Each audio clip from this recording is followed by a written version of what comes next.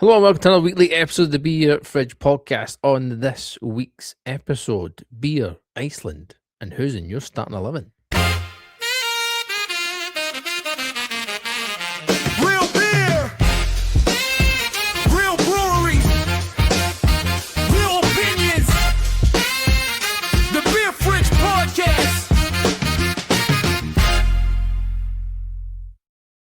Yes, your home of real beer, real breweries, real opinions. As always, if you listen and watch, make sure you subscribe, hit that ding-a-ling-a-ling to be notified of every single episode. You can show your support by giving us a 5-star rating. Show your official support by going to patreon.com/beer fridge podcast. You get every single episode early. My name is Gavin. I've got my usual drinking buddies. I've got Callum, I've got ND, and I've got Scott. Good evening. Oh, that looks like a lovely Good evening. Hello. Hello. Very excited for this episode. There's lots to get through this evening, so let's kick things off and see what we're drinking. Let's go around the table. I'll start because I'm nearly finished it. I'm saying at the start, I am heavy into the new as the beer releases at the moment because down south it is 5 for a tenner, and one of the beers is Tiny Rebel, Tiger Blood IPA, 7%. Can looks the bollocks. Beer, Nice Joe Exotic on the front of that. exactly. Beer is just meh, and it's just no point of it being red. There's no wackagen on it to tell me what it is. Looked on Untap, that was just as unhelpful as the can. It's got a blood orange taste, like the fruity. It's a fruited IPA, essentially. Will I buy it again on the list? Nope, because there is other beers that are far better than that. Only bought it because the can is cool as fuck. Callum? I am drinking New Barnes Pale Ale, 4.8%. There it is. Nice. Nice and light, very refreshing. Citra, El Dooradoo, and Cashmere in this version. So fruity, tropical, maybe a bit of coconut spice in there. But it's delicious. Yeah, very nice. Lovely jubbly. MD, you're taking a sip of what looks like the beer that is in my basket and ready to purchase. Well, if it is, it's the Hop City double dry hopped IPA at 6.5%. It's the collab with everybody under the sun. Gilroy was very kind and gave me a wee can of this to try. Obviously, I had the other one last week because Callum had it as well. So I thought at least we'll do the taste test. It's all right. I feel like it's all right. Like for me, I might be taking it out of my basket. No, I think you'll like it. I honestly think I've got to the point of it's all the same. It's an IPA that is tropical. This has a little bit of bite to it, like very similar to the beer last week. I'm leaning on it might be still on the green side, but I don't know if I've just got that in my head.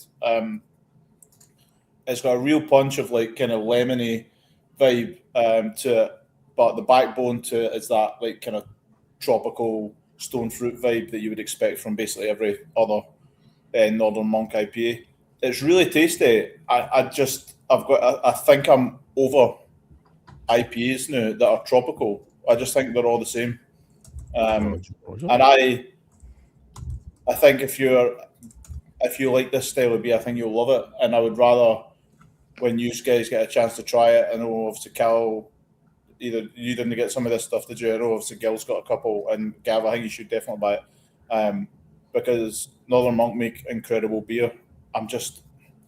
Honestly, I think I'm over it. Like IPAs, it's just over the PAs. Fair play. Gilroy looked awfully lagery in your vessel. It is. So this is Tenants. a Pilsener from Smien, I think it's called. Smien? Schmiegel?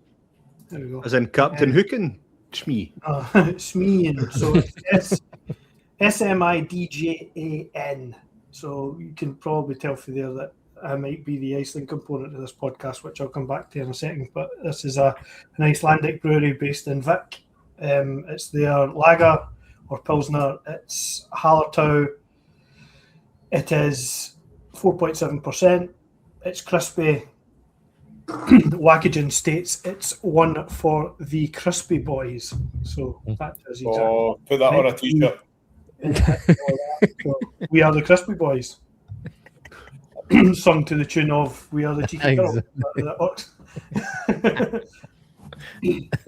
Touch my foam. It is nice. It's excellent. Nice. Really crisp, super cold, fresh out of the fridge.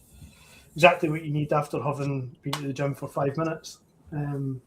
It's superb. An excellent first drink. Lovely stuff. And I did not have it because I was driving. So when we went there, so their beer's excellent. Looking forward to the next one. Lovely. Touch my foam. I like that. Right then, let's see what is new in the world That's got to of go on a craft. t-shirt or no? Sorry. Let's see what's new in the world of craft beer.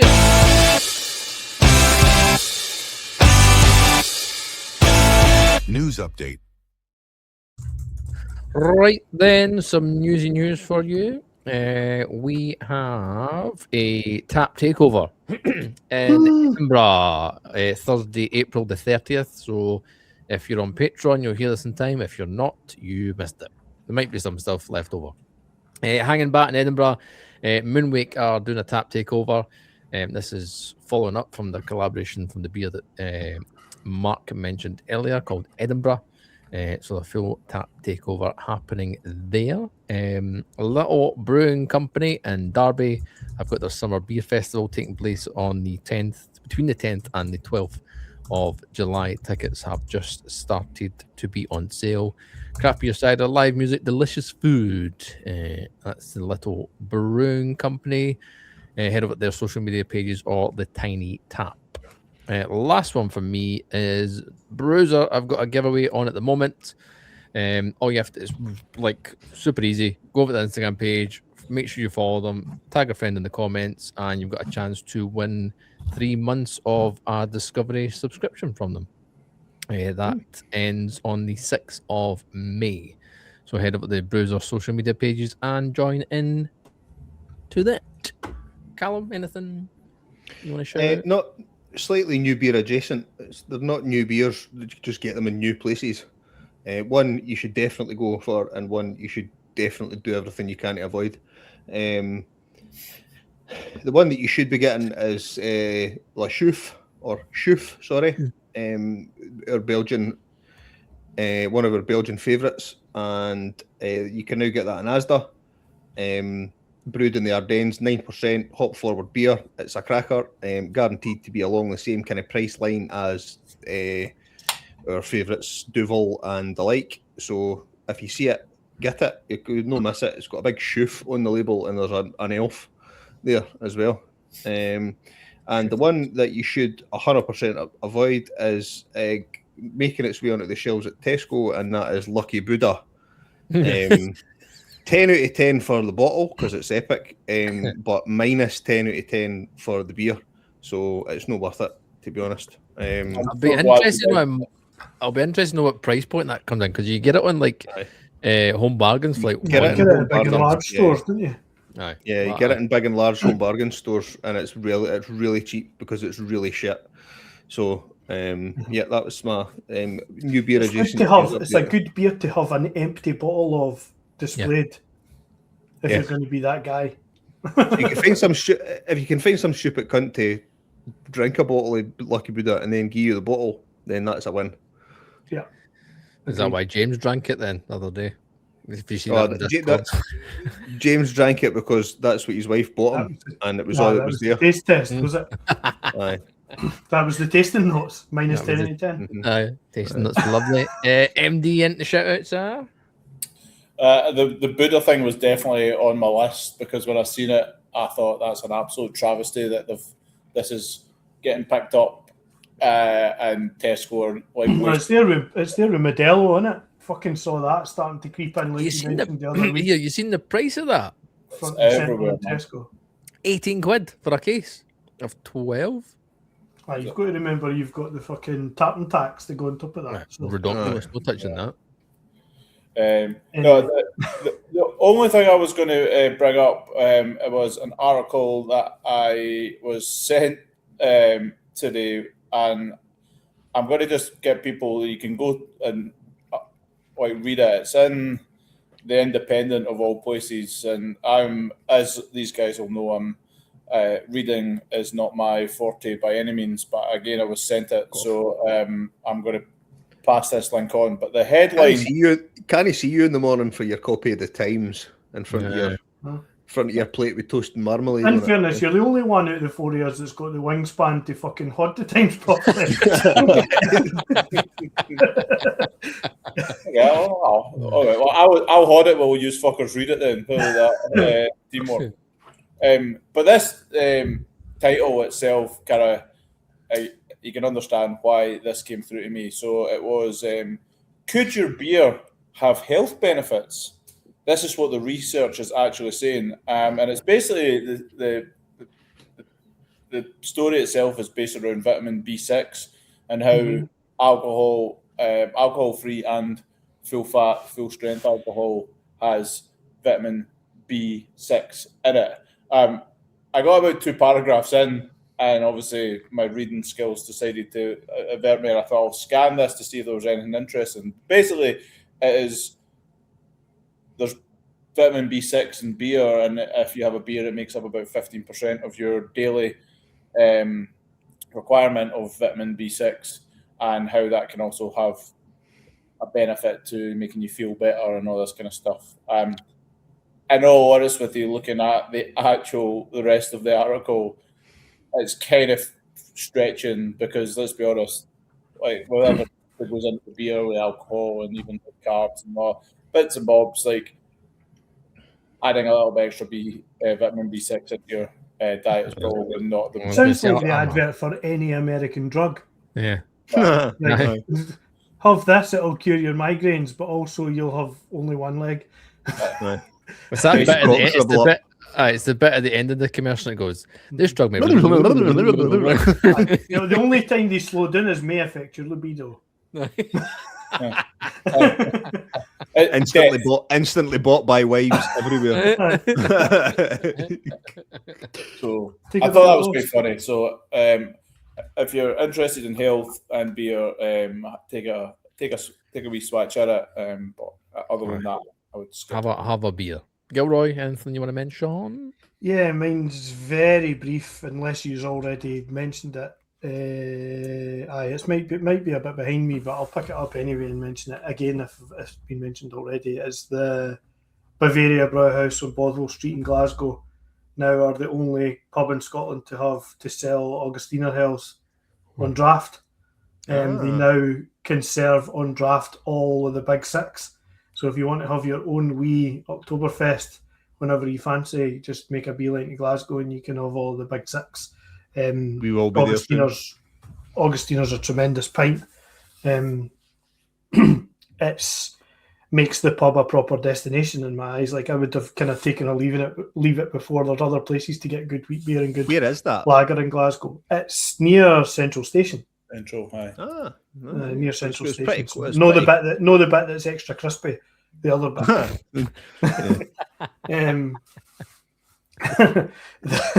It's on the road. The lager's extra crispy, but the building is not.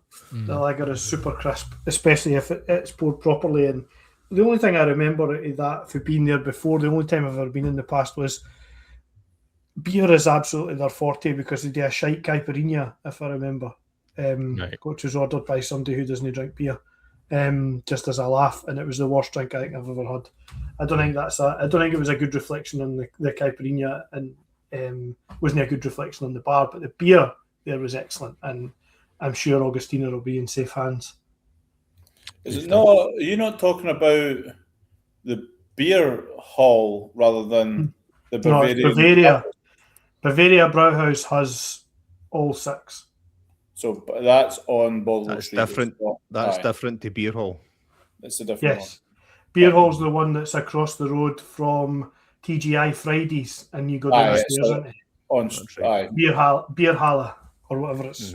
2-for-1 pizzas all day, every day. The Brow House is the one that's got a kind of mezzanine, I suppose you would call it, you know.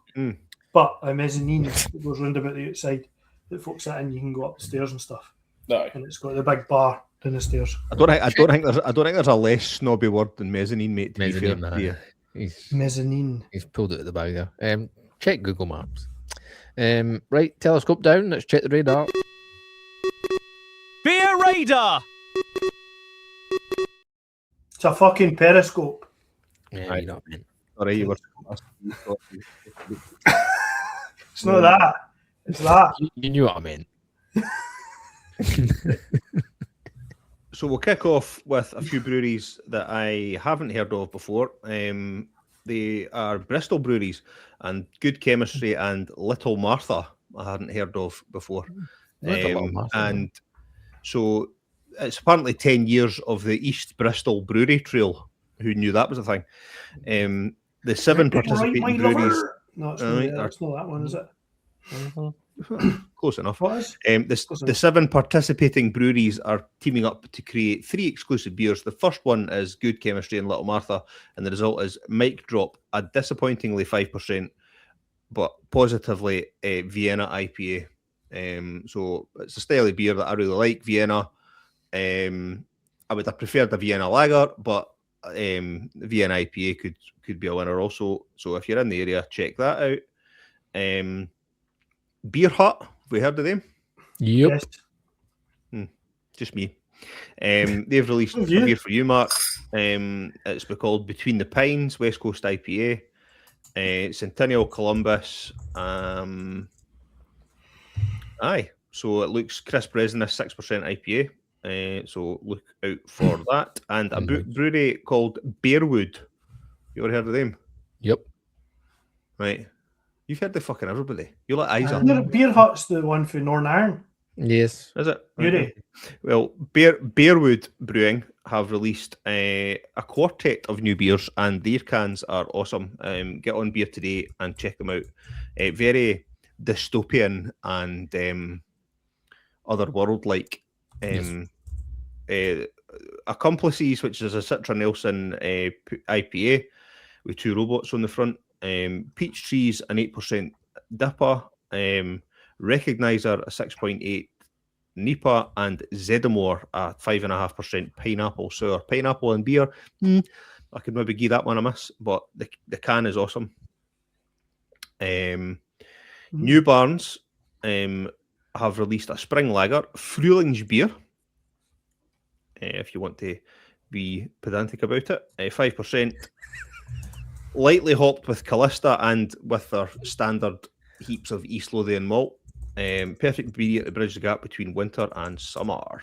Nice. A few more I want to mention.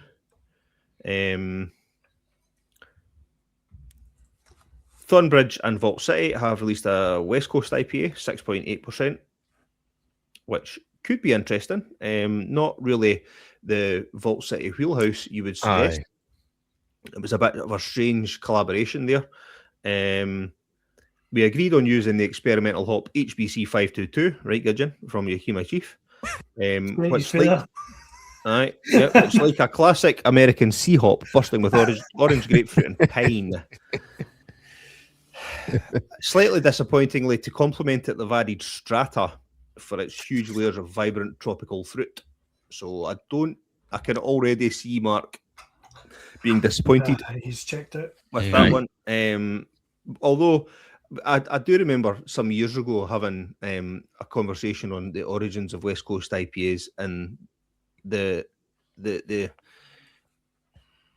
presence of tropical flavours is there's definitely precedents been set for that in the early days of West Coast IPAs. So might be you that's wrong, Mark.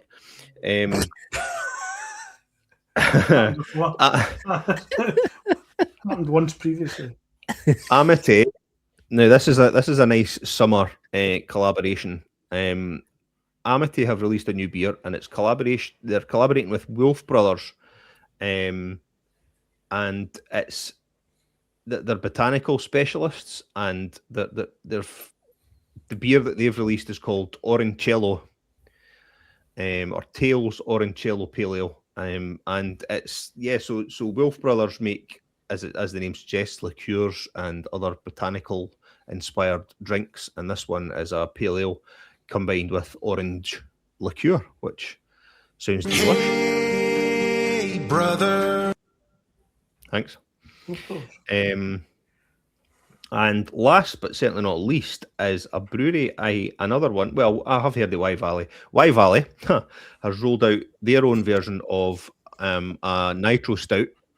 It's called Night Jar, and it's a wicked looking can. I've not had time to. I've been doing other stuff. That name, isn't it? Aye. As you've had a few pints of Night Jar, you might struggle to order Night Jar at the bar. So maybe you should just go to the same bartender and order same again, please, mate. But yeah, so the beer will be in Sainsbury's at the end of May, with selected Waitrose stores to follow later in the year. Night Jar's flavours profile is defined by subtle notes of roasted coffee and a depth of roasted barley, delivering a classic stout character with a refined modern twist. Goodness. So yep, so it's the latest in admittedly a long line, but there's very few of the craft breweries that have attempted their own version of nitro stout. There's very few of them that have missed, in my opinion. So it'd be interesting to see Wye Valley's attempt. And that's your beer radar. Lovely stuff. Lovely stuff. Right then. Scott talks. I'm just the other man I got away with it. I totally got away with it because it could be fucking. It could be something anything. much more. Inside Dickinson. Like, the tuning that's really good, and even when you slap my face on old David Dickinson thing, I'm fair enough. It's the old Inside Dickinson. Like, honestly, it's like it's definitely like some really bad porn name, isn't it? Yep. Anyways, maybe downtime, eh? Anyway, Gilroy, your adventures. Where have you been? So I was at the great honour to visit. Was in Iceland last week for 5 days, Wednesday through Saturday. Came home on Sunday morning. I had a car, did loads of exploring, did loads of wild kind of mental kind of bucket listy stuff. So managed to snowmobile on a glacier, speedboat tour to go and see whales and puffins and all that kind of stuff. Some of the roughest seas I've ever felt, like smashed about all over the place, like worse than any roller coaster I've ever been on. Like no seatbelt, no nothing, just hanging on. Worse than the trip across Loch Lomond. oh, mate, it was mental. In the bay, just across from our hotel, and they were like, it's going to get splashy. Obviously, English not being their first language. What splashy meant was there's a good chance you could get cooked out here.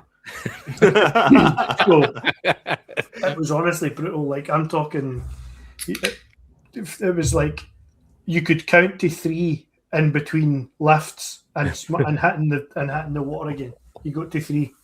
And between Jade and I, we were sat kind of second row for the front. So we had 2 German boys in front of us that we basically spent, at its roughest, we spent the time kind of counting behind them, trying not to lose our hats. We had all the hoods up and everything on the overalls and stuff. But we also they couldn't get out their seats with their lederhosen being so wet. Exactly, I ticked. We did that. We went exploring in the car loads. So I was the proud custodian of a Suzuki Jimny for 5 days, which was good fun. Hard difficulty on the driving, so picked wrong side of the road, wrong side of the car, and manual, which was a good laugh. But survived. Only tried to go down the wrong side of the road once. Right at the start. Right outside the hotel, which was a good laugh. Managed to stick it in reverse and style it out pretty well. Napolis, which was a godsend. Too busy watching every other bugger. But it was really good. Tremendous weather. and we managed to get some beers, which is the most important thing. So, Mm. Smeagol was the brewery in Vic, so that was the furthest away we made it. Probably Just furthest. Yes. How good did Vic smell? Oh, minty fresh, full menthol. It was excellent. Nah, Vic was Absolutely fucking howling. really cool. Two places in Vic that I visited. One brewery straight in, had their session IPA, sat and had that, bought a t-shirt, took some pictures of the brewery. Typical kind of brewery tap room, loads of space. Food looked incredible, but didn't sit for any because we went from there, we made a beeline for the Black Crust pizza place, and had Black Crust pizza, which is excellent. The toppings were amazing.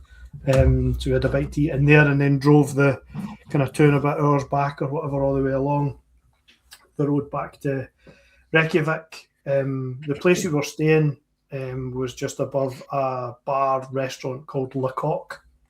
They had a ton of craft beer on from the likes of Gaydinger? Was one of them. They had Skull, Pale Ales, IPAs, all that kind of stuff. And it was there that I tried probably my favourite beer, I think, when we were away. It was called Basil, or BASL.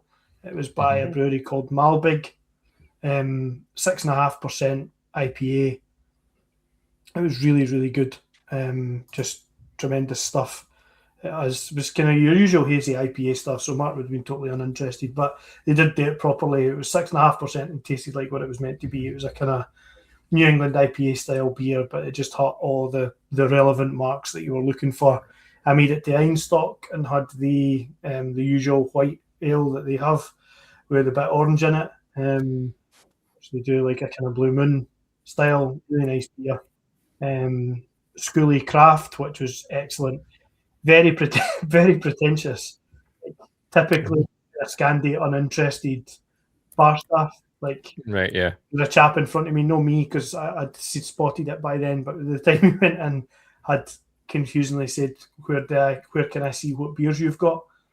And they pointed to the menu that stands behind them, and just totally straight face just went like that. Right. There was Steve Jobs. One of the chaps there had a Steve Jobs style turtleneck on, which he styled it pretty well. Flat face, nothing.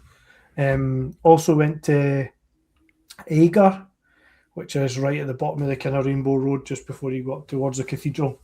They had really good, their beer was really good. Staff, again, tried to strike up a conversation, asked, what would you recommend as my second beer? Well, it's normally down to the drinker to choose based on their preference, was the answer I got back. I was like, that's a good laugh. What's your favourite? I don't have a favourite. Right, okay, give me X then. Their, was it a double or? Their Dunkel was excellent. Ooh. A tremendous beer. It was proper kind of whimsical, like they had kind of told, like they were into their kind of folklore and stories and all that kind of stuff, and they had kind of bands that would come in and do kind of Icelandic folk songs and stuff like that on nights for when we were there. And we also the kind of, there's just kind of craft beer everywhere. Microbar was probably my favourite bar of all the places we ended up in. I got in a conversation there, went up to the bar to order my first drink, and there was a chap, kind of our chap and a woman were kind of talking to one another about bits and pieces, and it was they said it was a 6.5. It was like a 6.5 out of 10. And I was like, all right, okay, what's this? And they're like, so that's better than you'd say I've had worse, I've had better. And right. Like, well, you've obviously, I've had a lot worse. And he's like, well, you've had a lot worse then. So I rocked up. I was like, so what style are you talking about? What beer are you talking about? A West Coast IPA. I was like, nah, it's 10 stars, 85. Absolute nonsense. And the guy just kind of looked at me and I was like, yep, that's it. And we moved from there. And so it seems like it's more of a craft beer destination than maybe like you'd think. I think Iceland as a whole, and I don't know the exact details, I think I mentioned it just before I went away, but Iceland didn't have full strength beer until relatively late.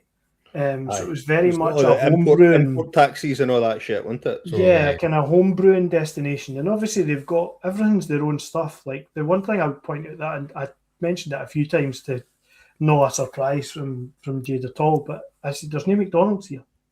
There was KFC, but I never seen a McDonald's. They had their own really? kind of version of burger place that was on the side of some of the roads, but there wasn't a hell of a lot of them. What about Subway? There was Subways. I like a Subway and a KFC, but and that and kebab places or pita places and hot dogs. Hot dogs are their number one kind of street food. Which we had a hot dog at the kind of top of the hill where the cathedral thing is. With a hot dog there, and they have it's like a remoulade thing, so it's almost kind of sweet. You've got mustard, ketchup, and then this stuff, and they put raw onions on the top, but crispy onions underneath. Brilliant, really, really good. And the hot dogs, is it Piesel or something they call it? That's what it's spelt like anyway. But it's a hot dog sausage that's got a right good snap. Right. It's no kind of nonsense American ones that are floppy. No soft It's dogs. no yieldy oak then. No, certainly not. It's no fucking dinos either. What about Icelandic cuisine? Did you dip your toe in the Fusty Shark or? I did not Fusty Shark. I did not even dry fish thing, and I didn't licorice either. So I'm probably a pretty disappointing food guy. However, I did have raw scallop, which I've never had before, nice. which was served on ice with it's like a kind of frozen berry type thing on top of it, and a dill and something else. One of them kind of, you call it an emulsion, probably. Oil and dill. And I take it you managed to survive without any diarrhea high hay after your raw scallop. Yes, I came through the other end, and I had some lamb, which is apparently their big thing. The last night when we were kind of exploring all the kind of craft places, we stopped at there's a kind of Icelandic street food restaurant, and they had up near where the kind of parliamenty bit is and all the kind of older buildings and stuff, and they did a thing where you bought soup.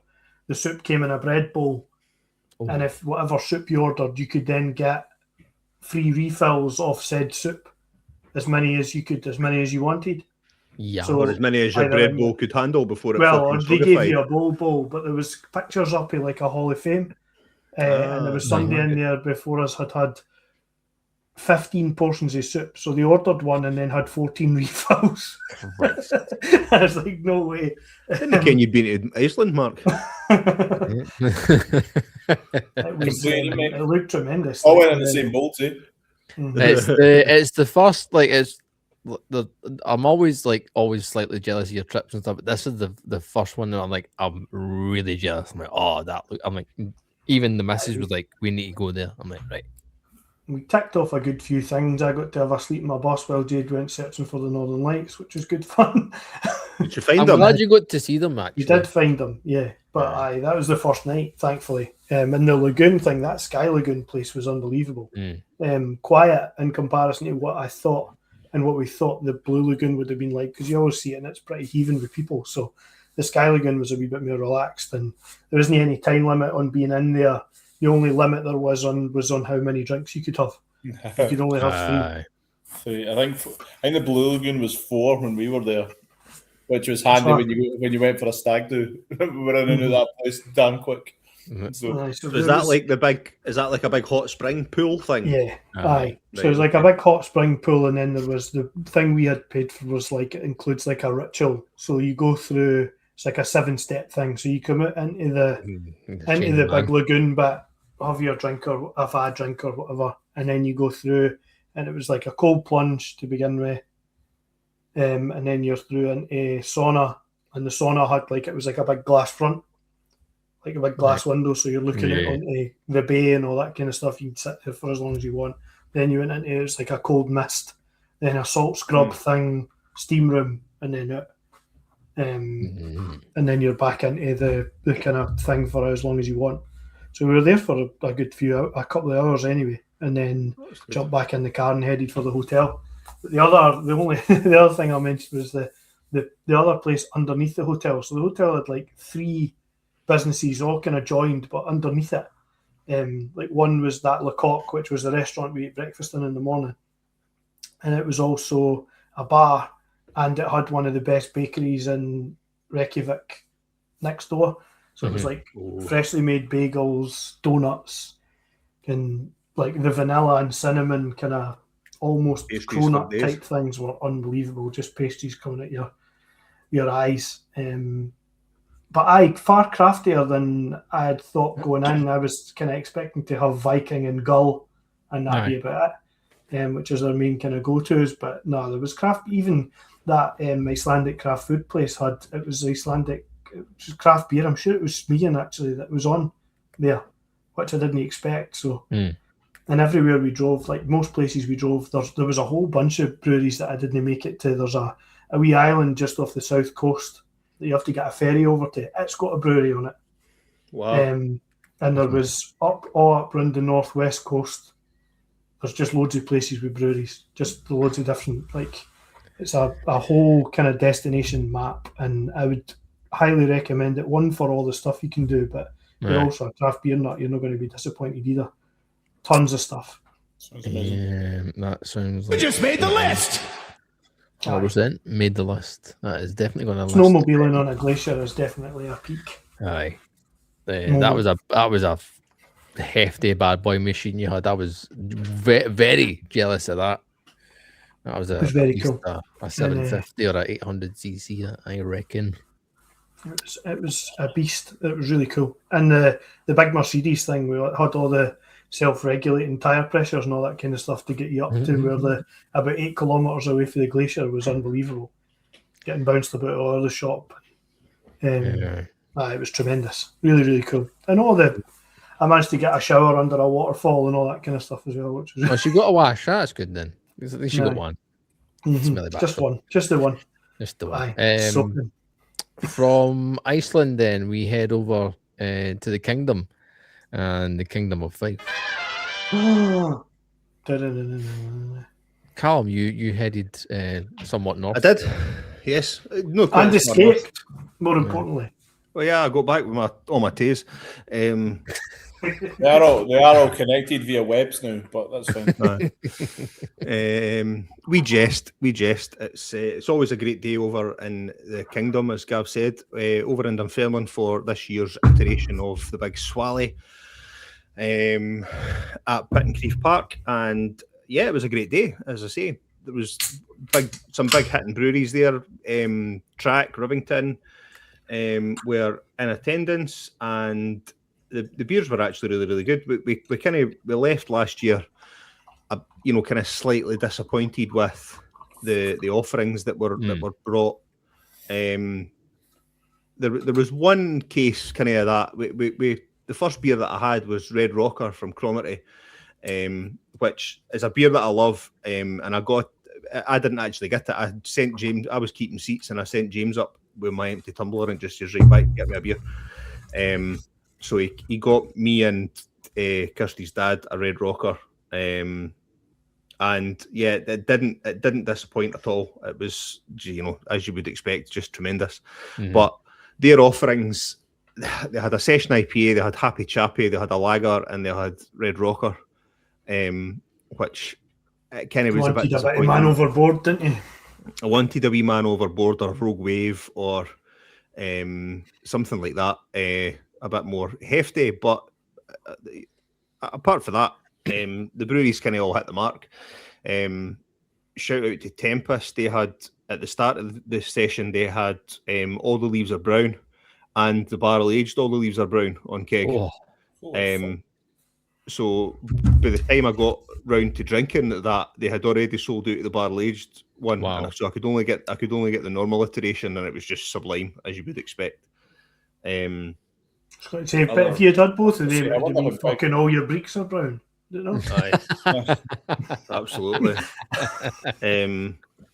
Pomona Island, Only You, Steve. It's got a longer name than that, but I can't remember it. It's Only You, Steve, can stop this fire or start this fire or something like that. Mosaic Strata, Ella, and Enigma. Quite light and refreshing, but it was 6.5%, so pretty dangerous, that one, really. a couple of shout outs for track. Overturn. Yes, Overturn. A double IPA shock, 8.5%. Really light but sublime. Great body, and the hop flavour was tremendous. I didn't ask them what was in that one. They also had a gold top on keg. That was Citra, Motueka, Eggers, and Galaxy. Phenomenal beer. Rivington's Give to Gain, Rowaka Strata Brew 1 and Brew 1 Lupamax for the win. That was phenomenal and all. Typey. I know. Notice how nobody else made any noise. Nobody else made any noise when he was fucking. Sorry, I've just done his back. I was doing a quick Google to see what the beer name was.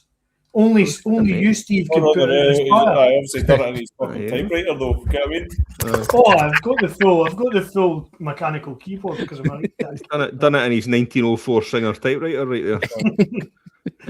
And also the first, we must also shout out the first, I believe, transatlantic visitor to the Big Swally in Dunfermline, and it's Third Moon Brewing from Canada. So I picked up a wee sticker. I've not put it on the fridge just yet. I need to clear a space on top because I don't have any space elsewhere.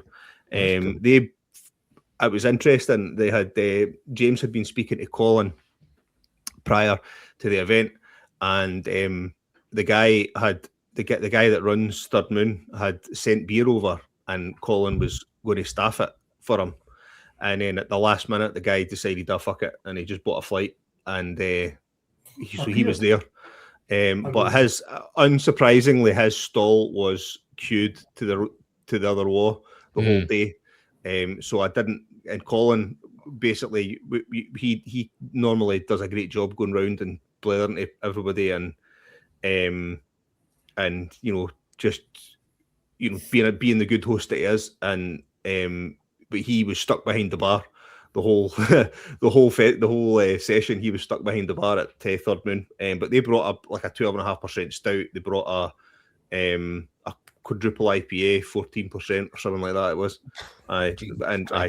it was amazing. And Vault City for the weirdest beer of the day. I sent the video to the podcast group, and it like it looked like it was still fermenting. It was like liquid aero bubbling away in the tumbler. But it was just like melted chocolate, but it was cold. It was all right, but it wouldn't be mine. See, stuff like that, it was beer. But anyway, it was a good day. Good stuff. Another successful Swally. Yes, and which is good. That was the downside to last year. Like I wait a minute, it was a bit. Yeah. It was a bit supermarket-y. The one that we went to last year. So, but while I'm monopolising the microphone, I've moved on to a new beer. Yes, it's fun. I was going to ask that exact question anyway. Thanks. I'm drinking a Hopworks beer. It's called Mind's Eye, 5.7% West Coast IPA, and it is lovely. It's really, really bitter. Oh, he's getting a new beer. He's disappeared. Sorry, my screen totally jugged, and I thought it was me that had left. No. I thought one of you was being a cunt and fucking taking me off the screen because I was talking. No, you're still live. So, all the C's: Citra, Centennial, Chinook, and Amarillo. And it's really pleasingly bitter, 5.7%. So it's not too heavy. I would have liked it to be a bit more malty. It's quite light in colour. So perhaps the kind of malty backbone that we would like from a West Coast IPA isn't there, but the flavour's definitely all there in terms of hopness. So well done, Hopworks. Very good. I have got, like I said, I went very heavy on the latest kind of Asda offerings because they're doing 5 for 10 quid down here, which is ridiculous, especially when some of the beers are double IPAs. One of them being from Northern Monk, Outcast and Nova, gigantic double hazy IPA, 8%. This might be as very close as it will be definitely in my top 3 supermarket beers at the moment. It is properly hoppy. Good. Very, very hoppy. It's very morishly juicy as well, which I'm thoroughly enjoying, to the point where that's probably the 4th can I've had in the last 7 or 8 days. It's one of these ones where I'm just kind of, as soon as I go in, I'm like, yep, that's in the 5 that I'm picking. And we'll quite happily pick up 2 of them. So yes, Outcast Nova Gigantic Northern Monk. Fucking weird name, but anyway. Aye. It's good stuff. Good stuff. Gilroy, you whilst you're kind of obviously writing your memoir, are you drinking something else? I am ferociously trying to prepare for our next segment. I did, however, open an Ocata, which is a garage beer from Barcelona. It's a 5.4% beer of some descript. It's actually quite enjoyable.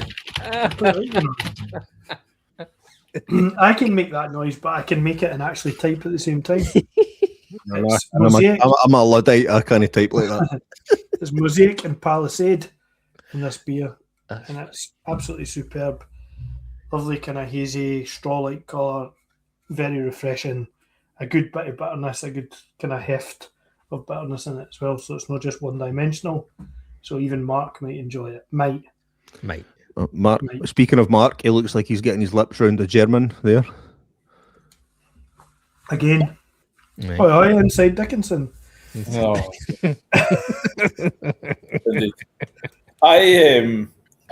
Order had to be resumed after the all that hazy beer chat. I can't remember where I have no idea where I picked this one up actually, and I've actually never heard of it either. So, Somebody's had that before. It's a BioVice. I feel like Gil, I think you've had that before. I've definitely had Lambsbrow. I've not had the Bio one. Oh, no, okay. No. It sounds like you could run your Volkswagen off it. Sounds poisonous. Three pedestrians were killed yesterday after a spillage of BioVice.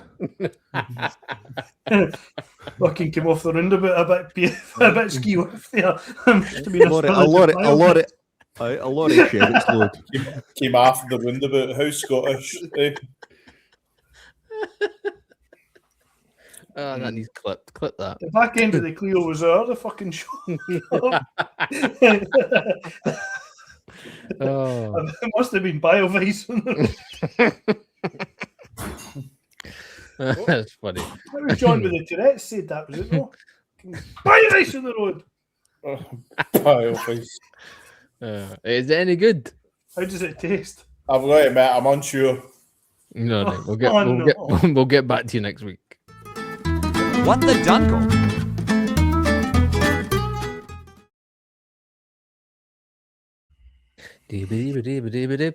Right, I've got 4 for you. Just don't take the label too seriously when you read your painting. What are you doing? I'm going to paint fence. Why have you got 2 coats on? Well, it says here, for best results, put 2 coats on. Oh my God, what a wally.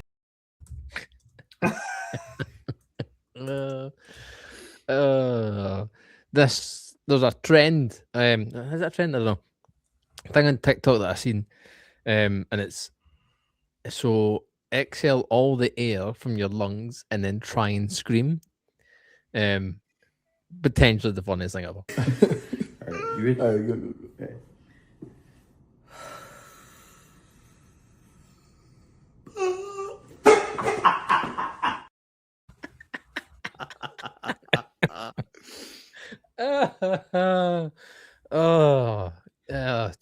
Too funny. And I just die. If you watch a porn film backwards, it's about a man who hoovers spunk off a woman.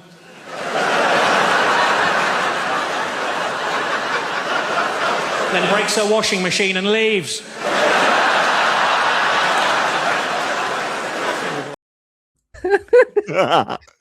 Brilliant. Oh, that's Gary Delaney. He does all the one-liner stuff, isn't he? He's got a 2 years ago and Jet come out, and then this one leads on to our next segment. Just be careful when you play 5-a-sides.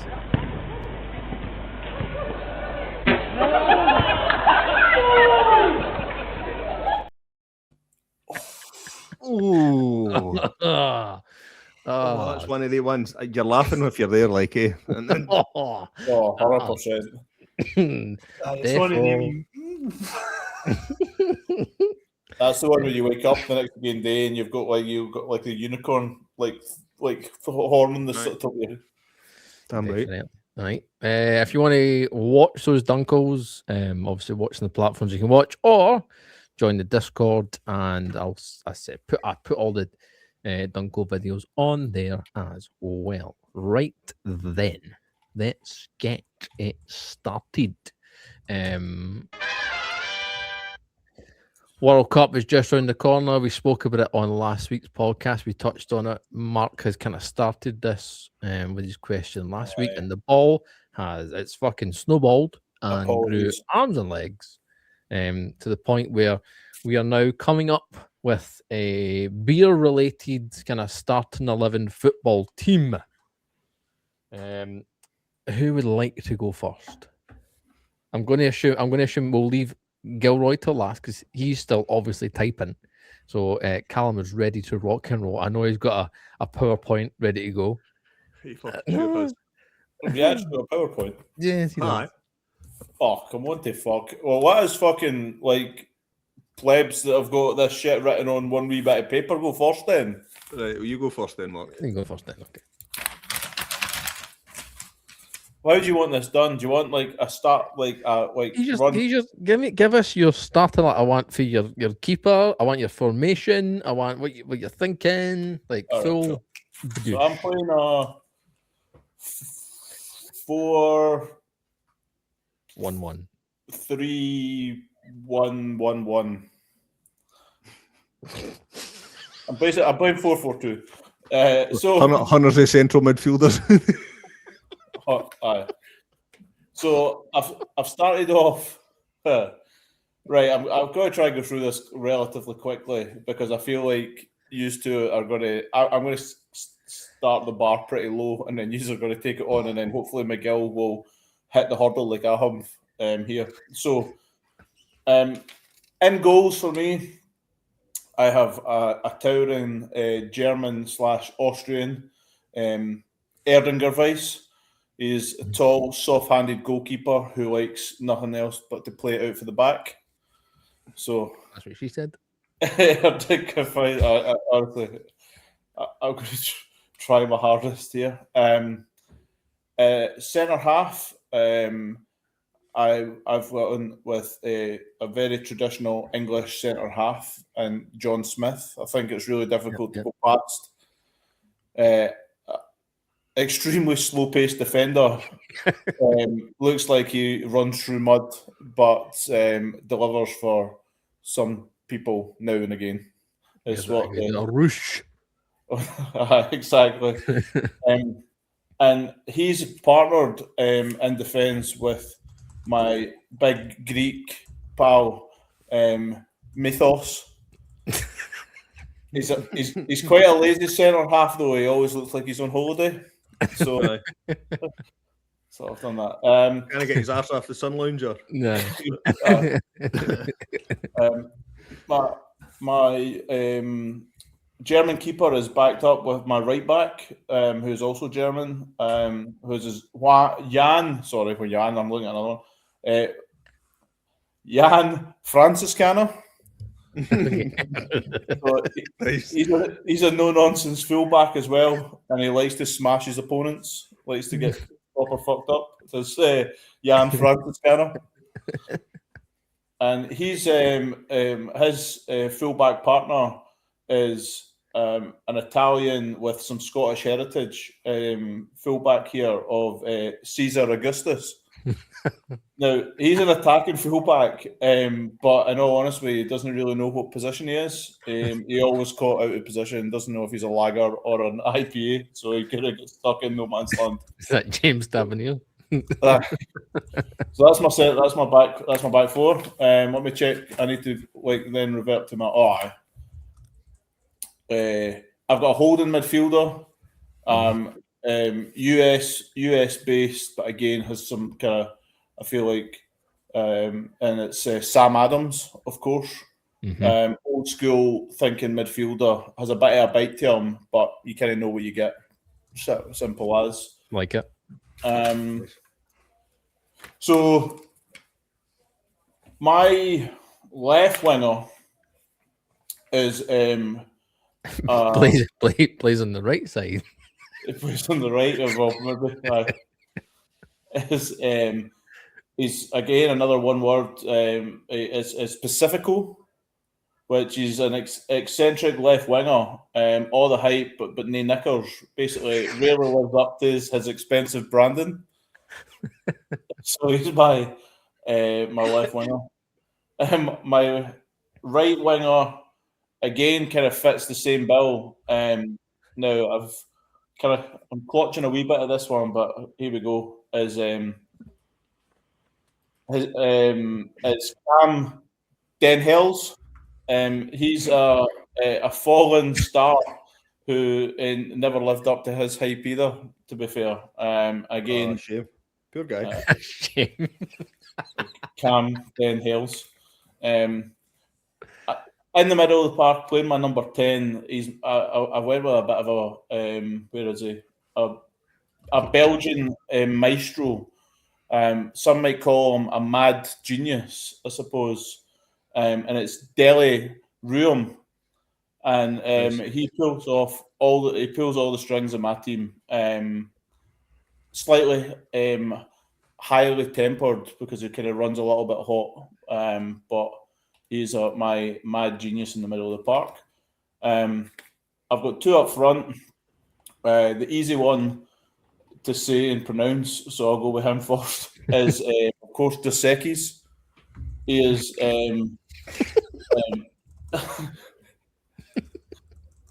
he's quite an electric player, but I did write in here he's Mexican / USA, so you never know if he's going to get caught with immigration or no.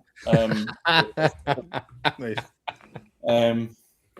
And then I've got a target man up front, another German, because let's be honest, and again I'm going to butcher this, but is Rothas Tassenaft, and he's a full. Only needs half a chance to finish. Always reliable. Pills with the pens. So here's my target man up front, Rothas. Right, sounds like a teammate. Good team. So Excellent work. Love it. Excellent work. Going then, Callum is poised and ready to rock with his PDF or whatever it is. I can't wait. He's going to have Uncle Jeff shouting over the top of this, isn't he? I know. No, I'm not that organised or capable. Right, here we go. Papa. Yeah, and it's live. It's live. And it's live. Right, so here we go. Clum's Beer 11. Right. First player. I want you to try and guess the beers or the players or their link before I say the players. Right. So the first player, he's a goalkeeper. He's got an Italian sounding name, which is going to throw you off. It shouldn't work, but it does. Delivers on every front. Some can only take him in small doses, but fans eagerly await his every appearance. No idea. Small doses. An Italian name. Some sour, right? Come on in. One in. Here he comes. I know. It's Barney Di Piccolario. There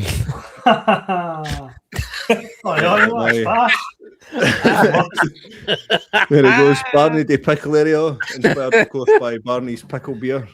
Oh, clip that. Right. That's too funny. Next. Next in line is right back, a laid-back Aussie fullback, small transfer value and popular with youngsters, but often benched due to his weakness. What was it? Foster's? Somebody Foster's? I know, I thought Foster's, but So it's Bruce Foster. Yeah, the Aussie fullback.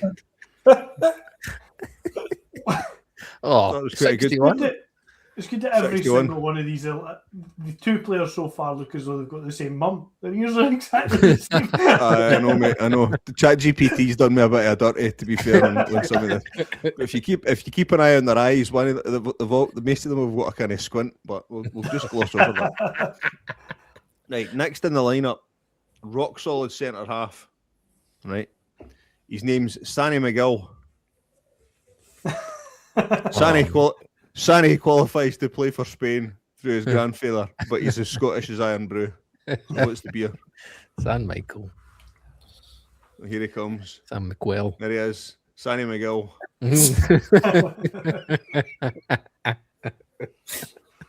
Sonny McGill, centre half. And partnering him, this is one of my favourites in my team, I have to be honest. Born and raised in Mexico, where he discovered a love for tequila.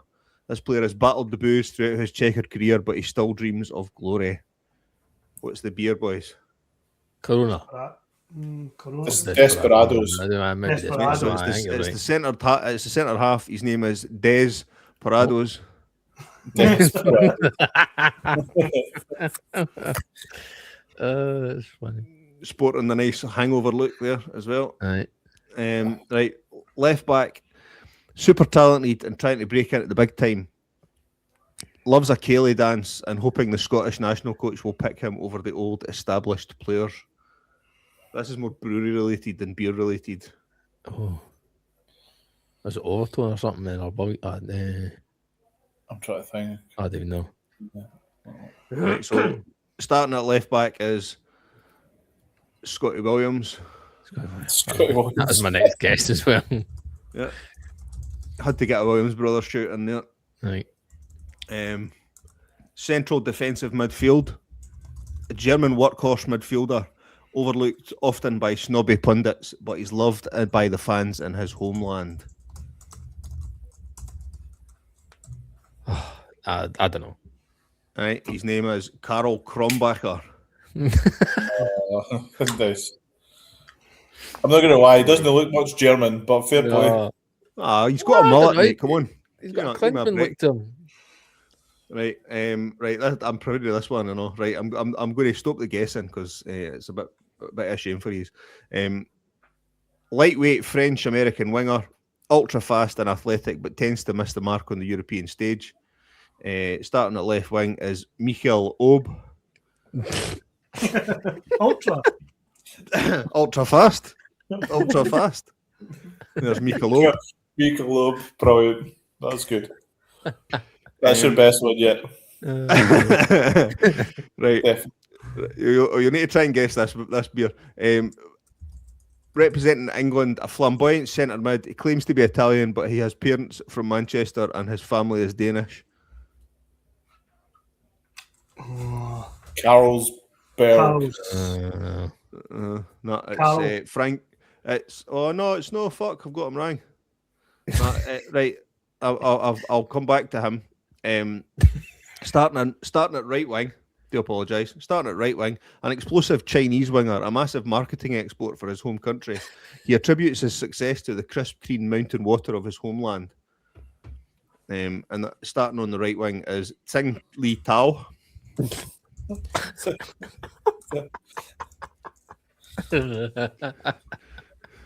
Of course, Sing Tao, Chinese lager. Back to our English/Italian flamboyant centre mid. It isn't Carlsberg, it is Frankie Moretti. Yeah, with a goofy, stupid haircut. Looking Jack Grealish. Aye, Jack Grealish's demented brother. It looks like with a squint eye. But never mind. Right. Up front, one of my two. This boy, a top finisher. Finisher. He might not be as flashy as some of his competitors, but the lad always delivers. Strong and punchy, he always muscles his way to the score sheet.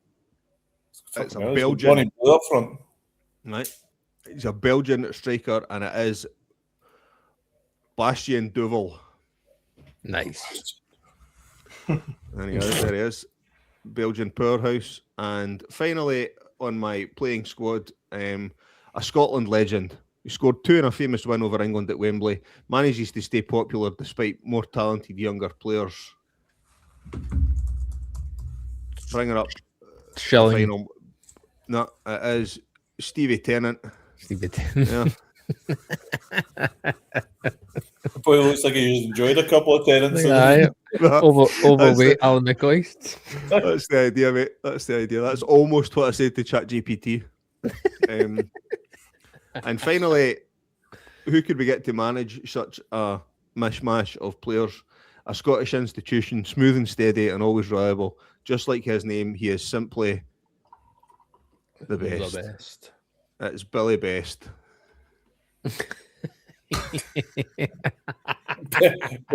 Belly Best. Belly Best. That's Belly him. Best. So there's Feather your of, starting 11. feather of all 11 players. Aye. Including Michael Obe, would you believe? Oh, that Jets. was Thanks good. for that. Good stuff. Good stuff. Very good. That's- Right then. Go then, Gilroy. I'm gonna go with mine. Mine's Aye. haven't got anywhere near the cool back stories, but I'm hoping you'll have a wee chuckle at some of the names.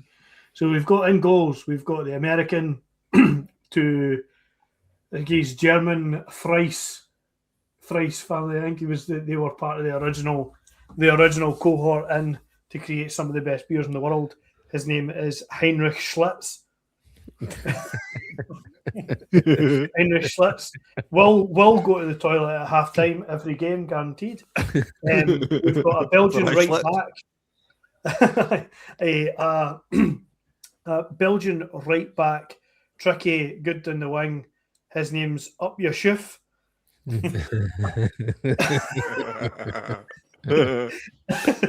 We've got a slightly more tame, but definitely bald, definitely shorter, kind of Cannavaro-esque Italian centre half, and Giancarlo Balladine.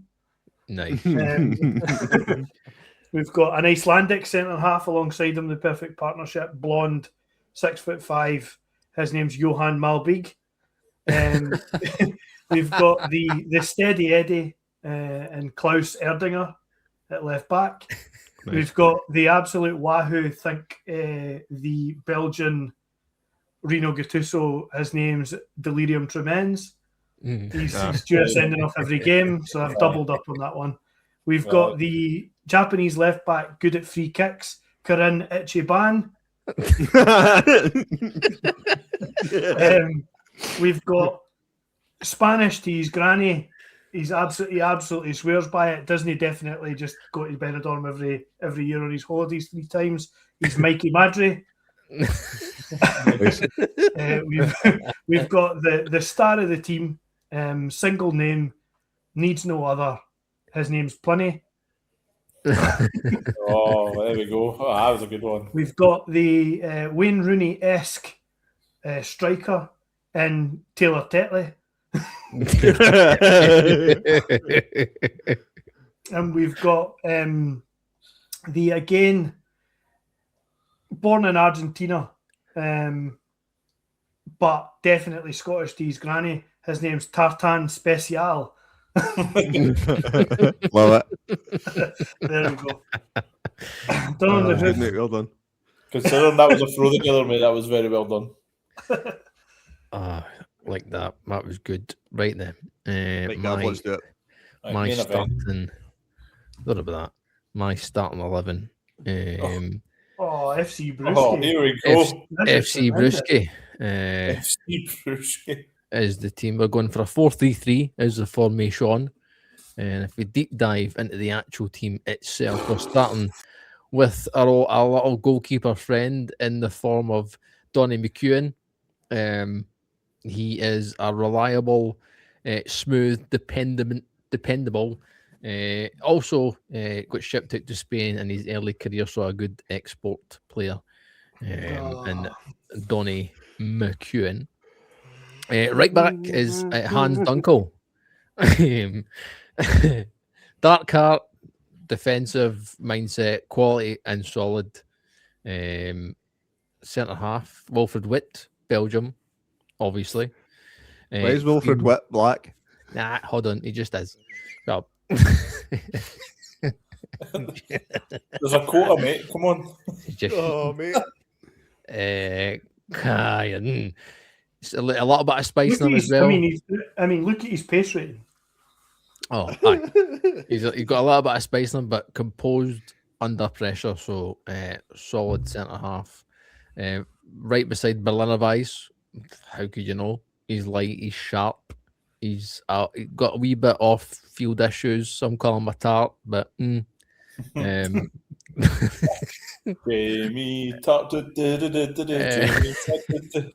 left back, we've got a solid Stevie Schilling, like proper, like dry sense of humour type of left back, smooth, consistent in the ball, very traditional kind of left back type of player. So, some say he grew up in the 70s and 80s. Right. Some would say, Right. very traditional. So there's your Slots in well as part of a flat back four. Exactly that. We go into the middle of the park. Hold on, I'll get my notes back up because I've just lost the page. And we go on to centre midfield, who is probably the heartbeat of the team, Ricky Lambic. He's a bit of a wild boy, unpredictable, well-fermented genius, deep. He's the brain of the team. Marco Verdante, or Verdant, depends where you come from, whether you got to pronounce Verdant or Verdant. Juicy, explosive, left midfield, high impact, flashy dribbler, crowd pleaser, some would say. A bit of a hype kind of player. I've missed the fucking... Where's my right? That's there. Bjorn Bierdegaard, right midfielder. Complex. Technical, composed individual. He's young. He's getting there. Norwegian. And then we go to the front three. Compose yourself, Gavin. And because you know what's coming. Grant Fierce. You would like, he was born in Egypt and then found himself in Aberdeen. Bold, aggressive, direct, always threatening. He's had his lows, and he's coming back. He's coming back. Derek Dea, he's kind of like a strong, efficient, clinical finisher. Olivier Giroud type player. Aye. Doesn't waste his chances. He knows what he wants. He knows what he does. He's good at it and quality. And then the main man, just fucking crisp, clean, a wee bit zesty. Carlos Cerveza Jr., left wing. He's the boy he's the poster boy. Does all the tricks and the flicks, keeps it clean and crisp, but like I said, a wee bit zesty as well. Forgot the background staff as well, just to make sure we cover all bases. The manager is James Watt. He's started his managerial career in the North Atlantic division, grown his name. He's known kind of for his alternative approach to management, almost like a punk-esque type style. Has had his issues off the field. Does run his team into the ground though. He does. Right. Doesn't he take any shit? He's happy to kind of... There's been a couple of HR issues, but... Putting his hands over players' lives and that, Ken. Exactly. And then to the right of the screen there is the assistant manager, Deborah Jane, assistant manager. No one's quite sure how she got the job. Apparently, it was after a visit to a balcony. Has got issues with her eyes, actually, incidentally, quite serious. More recently, some cataracts. Some of the boys in the team have been calling her Foggy Deborah, but there